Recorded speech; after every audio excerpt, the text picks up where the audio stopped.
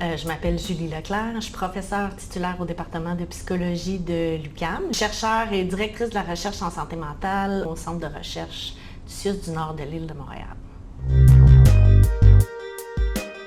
Le syndrome Gilles de la Tourette, c'est un trouble tic qui se caractérise par plusieurs tics moteurs et au moins un tic sonore. Les tics sont des mouvements ou des sons qui apparaissent, en tout cas qui sont non volontaires, qui arrivent en salve et qui sont souvent rythmiques ou répétitifs, du moins. Les gens qui ont des tics ne contrôlent pas nécessairement, pas vraiment, en fait, quand ils manifestent des tics. Puis c'est ça qu'on va travailler en thérapie, d'essayer d'aller voir quand est-ce qu'il y a plus de tics et quand est-ce qu'il y en a moins. En ce moment, il y a des lignes directrices européennes, canadiennes et américaines qui s'entendent tous pour dire que la thérapie cognitive comportementale devrait être l'intervention de première ligne pour diminuer les tics. La thérapie usuelle, donc celle qui est la plus connue et qui a des bonnes bases de soutien empirique, qui s'appelle, l'acronyme c'est le CBIT, c'est Comprehensive Behavioral Intervention for Tics. Il y a behavioral dans le nom parce qu'on vise vraiment à mettre en place une espèce de contre-conditionnement, à remplacer le tic par une réponse involontaire. Ça, c'est le principal mécanisme de l'intervention. Les études montrent des bons résultats pour cette intervention-là, autant chez les jeunes que chez les adultes, mais il reste 20 à 30% des gens qui restent avec des tics dérangeants.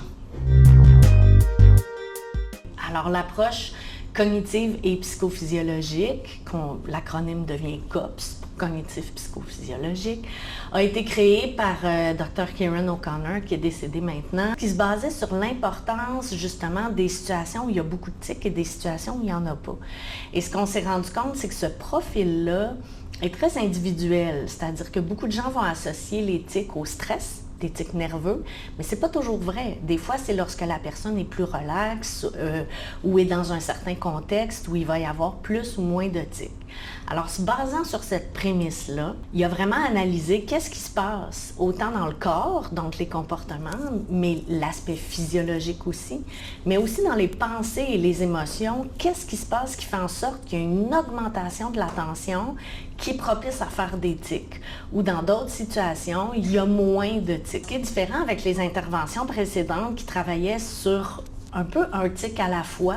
Si c'est un mouvement de l'épaule, on travaillait à baisser l'épaule, à prendre des grandes respirations, à empêcher le mouvement de se produire. Dans cette approche-là, que moi j'ai adaptée pour les jeunes, pour les enfants et les adolescents, on travaille sur les mécanismes sous-jacents. Qu'est-ce qui fait en sorte que les tics se manifestent davantage dans certaines situations?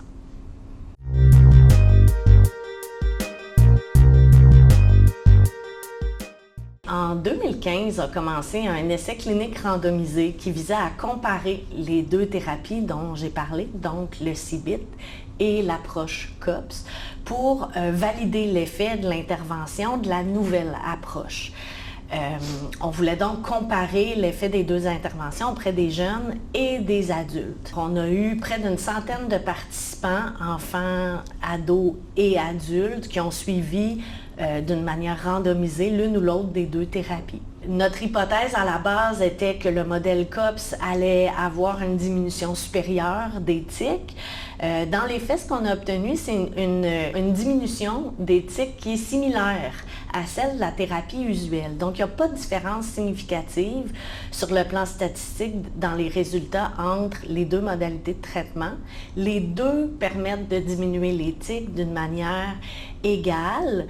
Par contre, on a une augmentation de la qualité de vie, de l'estime de soi aussi, qui est un petit peu supérieure pour l'approche COPS. Nous, on considère que l'approche COPS, cognitive et psychophysiologique, se démarque des autres interventions habituelles parce qu'on va vraiment travailler les mécanismes sous-jacents. Alors, on n'a pas besoin de recommencer à chaque tic différent.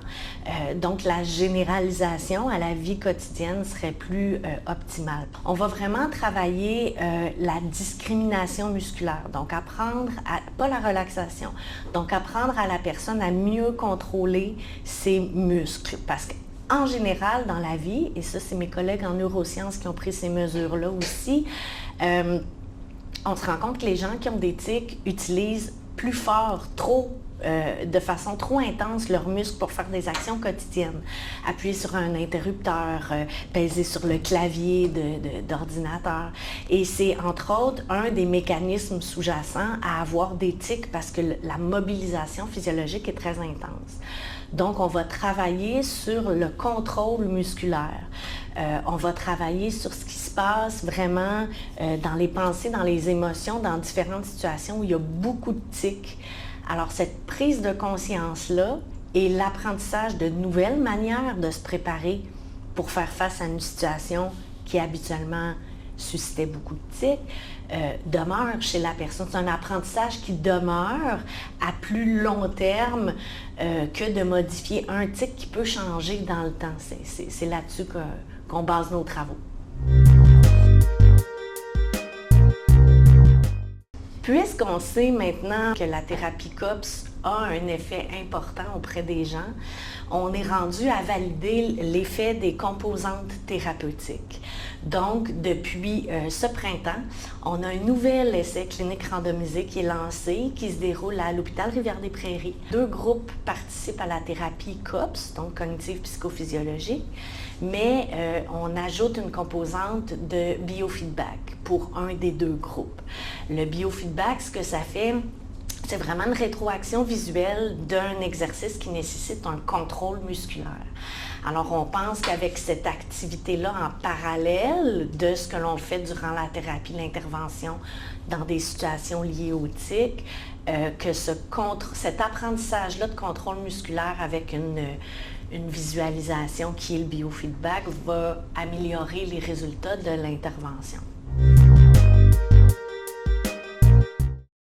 La recherche est vraiment importante quand on parle du syndrome Gilles de la Tourette parce que ça demeure une problématique qui est méconnue. Surtout dans le contexte où il y a le mois de la sensibilisation au syndrome Gilles de la Tourette qui est du 15 mai au 15 juin. Alors au moment où on enregistre ceci, on est en plein dedans, mais sinon sachez que ça revient à chaque 15 mai ou 15 juin. Ce que l'on sait, c'est que les gens qui ont des tics sont plus souvent que la majorité des gens marginalisés ou même victimisés. Vont avoir des enjeux d'estime de soi ou de la difficulté à garder les amis chez les jeunes. Toutes les études pour mieux comprendre qu'est-ce qui fait en sorte que les tics sont plus importants, moins importants, qu'est-ce qui entraîne, qu'est-ce qui est à l'origine des tics, donc sur le plan neurobiologique aussi, tout ça. C'est vraiment important. La recherche pour mieux comprendre et la sensibilisation au grand public pour mieux reconnaître les tics, c'est quelque chose sur lequel je travaille et que j'encourage fortement.